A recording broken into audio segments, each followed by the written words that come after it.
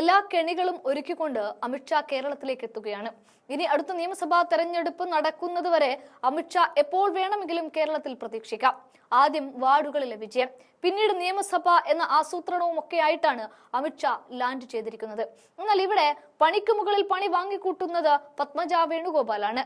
K Muraleedharan വട്ടിയൂർക്കാവിൽ UDF സ്ഥാനാർത്ഥിയായാൽ നേരിടാൻ BJP Padmaja വേണുഗോപാലിനെ രംഗത്തിറക്കുമോ എന്ന ചോദ്യമാണ്. ഇനി രംഗത്തിറങ്ങിയാൽ മുരളീധരനെ പോലെയുള്ള ഒരു സ്ഥാനാർത്ഥിയോട് പത്മജയ്ക്ക് ഏറ്റുമുട്ടാൻ സാധിക്കുന്നു എന്നല്ലാതെ പരാജയം സുനിശ്ചിതമാണ്. അമിത്ഷായുടെ നിർദ്ദേശപ്രകാരം നിയമസഭാ തെരഞ്ഞെടുപ്പിലെ സ്ഥാനാർത്ഥികളെ പറ്റി BJPയിൽ പ്രാഥമികമായ ചർച്ചകൾ ആരംഭിച്ചു എന്ന് കഴിഞ്ഞ ദിവസം വാർത്തകളിൽ വന്നിരുന്നു.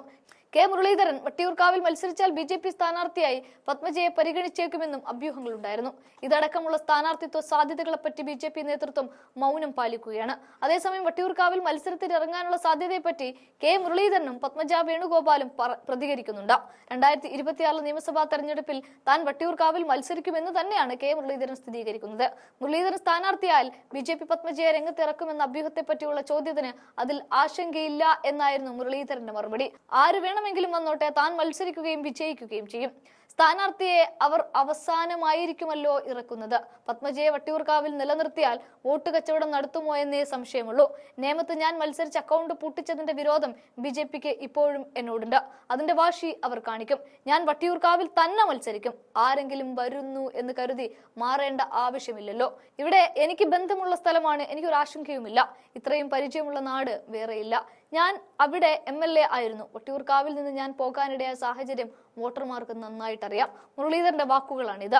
വട്ടിയൂർക്കാവിലെ സ്ഥാനാർത്ഥിത്വത്തെ പറ്റിയുള്ള ചോദ്യത്തിന് പാർട്ടി തലത്തിൽ ചർച്ചകളൊന്നും നടന്നിട്ടില്ല എന്നാണ് അതേസമയം പത്മജ വേണുഗോപാലിന്റെ മറുപടി. പാർട്ടിയിൽ അങ്ങനെ ഒരു സംസാരമേ നടന്നിട്ടില്ല. എന്നോട് ഏതു മണ്ഡലത്തിൽ മത്സരിക്കണമോ എന്ന് പോലും പാർട്ടി പറഞ്ഞിട്ടില്ല.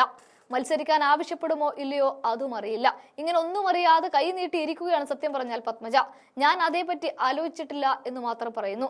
തീരുമാനം എന്തെങ്കിലും ഉണ്ടെങ്കിൽ രാജീവ് ചന്ദ്രശേഖർ എന്നോട് പറയാറുണ്ട്. പത്മജയുടെ വാക്കുകളാണിത്.